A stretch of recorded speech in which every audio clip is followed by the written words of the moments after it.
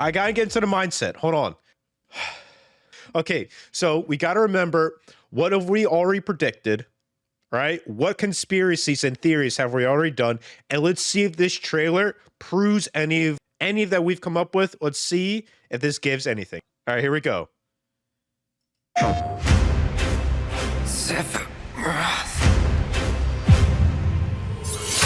That's the fucking mayor. He's got the 12 gauge ready. What happened to this place? It was Sephiroth. It can't be. He wants to finish what he started and rule over the planet.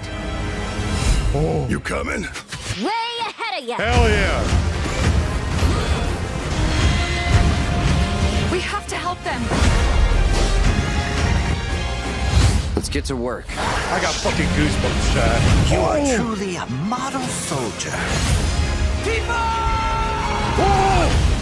We can handle this. I will reclaim our world. Oh shit.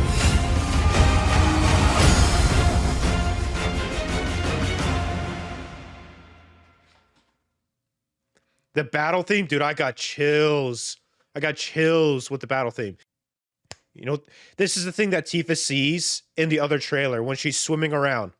Okay, this monster is the one that we saw when Tifa, in the other trailer, when Tifa was swirling around in the live stream, you know, like waters, the green waters. This is the thing we saw. This is a new weapon. Remember, the devs said that we're going to be seeing new weapons that we've never seen before. And you know what this is?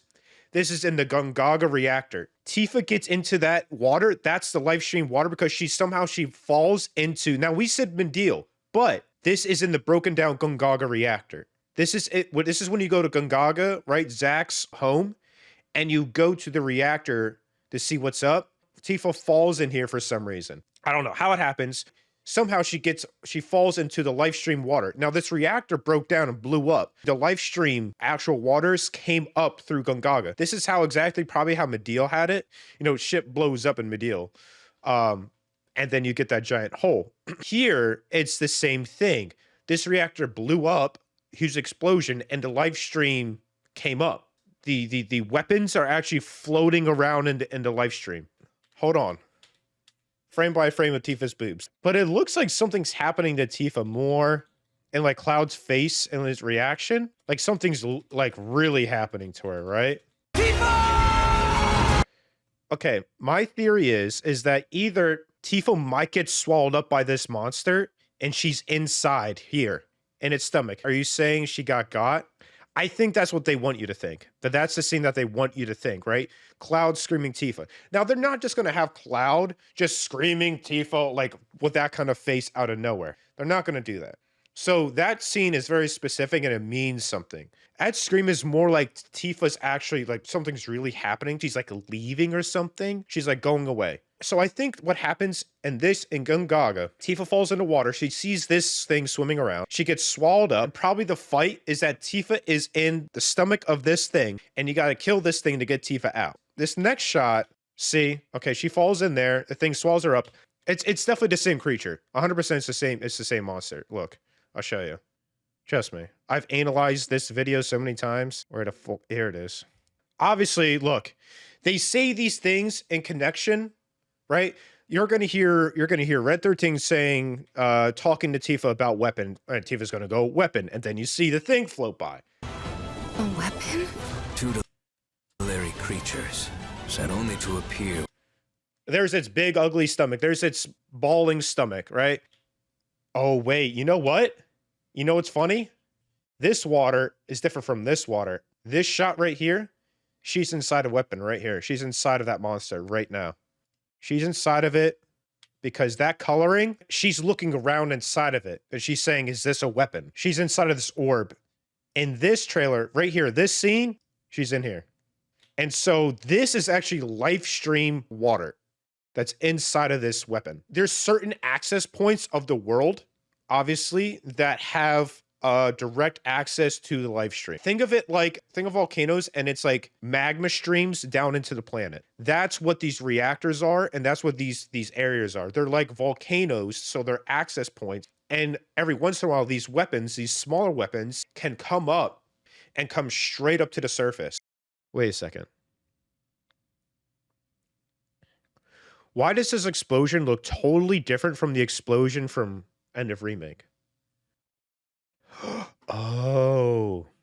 This explosion is not the after effects of what happens in our timeline, but what happens in Zack's timeline. It gets completely fucked, most likely because Zack's timeline, Cloud's not there to help them out. So the team goes up into the Shinra Tower and something else happens, right? Which tracks with like everyone being fucked up and getting escorted onto that helicopter. So this is what happens, right? The fucking entire Shinra building explodes. And then it cuts to Zack saying, what happened to this place, right? What happened to this place? It was Sephiroth. It can't be. Barrett is talking about dying. Somehow we get info about another person have a gun grafted on his arm, and Barrett's like, it can't be. This shot right here, I'll tell you right now, this shot is on the actual boat. This is on the boat from Junon to Costa del Sol, where you fight Genova. He wants to finish what he started and rule over the planet. Chat, what's in the fucking background? What's in the background, chat? The whispers. And what did we predict? What did we predict here, chat? We predicted that the whispers were not entirely dead. Sephiroth is now in control of them. This is what we theorized, right? The whispers are gone from the general, timeline, but they hover around very, very, very important points of interest. City of the Ancients, places like the Northern Crater. They're latched on, right, still to these very important places in the world, which is why in the last trailer we saw Aerith in City of the Ancients with the whispers still behind her. My take is that Sephiroth is not in full control of them. I think that he wants the power of the whispers so he can control destiny and stuff like that. The whispers are inherently attached, right, to very specific places in the world, very important places in the timeline, right? Junctions or junctures in the timeline. They're attached to Midgard. They're attached to City of the Ancients, and they're attached to places like the Northern Crater. Sephiroth needs to go to these places and shatter those and shatter them to absorb and take control of the whispers piece by piece. I don't think the whispers in it are like all around the world, like controlling destiny. No, I think they're at they protect very important pieces, places and junctures of time and reality, right, in the world. So they would protect Midgar, right? They would protect City of the Ancients. They would probably protect Nibelheim, right? So all these major locations, the whispers are still protecting. And for Sephiroth to gain complete control and change stuff, he needs to go to each one of these places. He knows where they are because he's in the live stream himself. He knows where these specific locations are.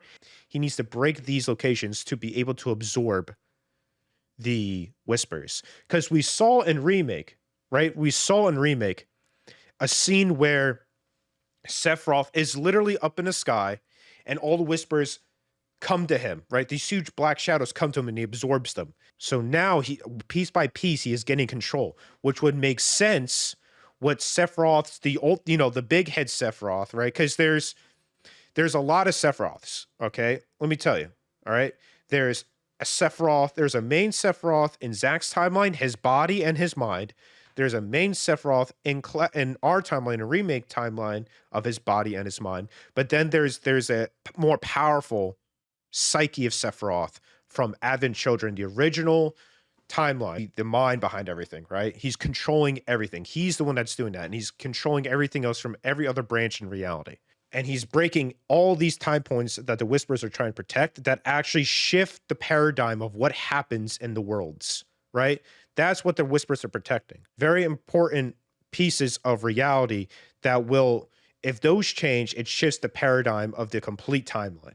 Trust me, chat. Trust me. Trust me, chat. Telling you right now.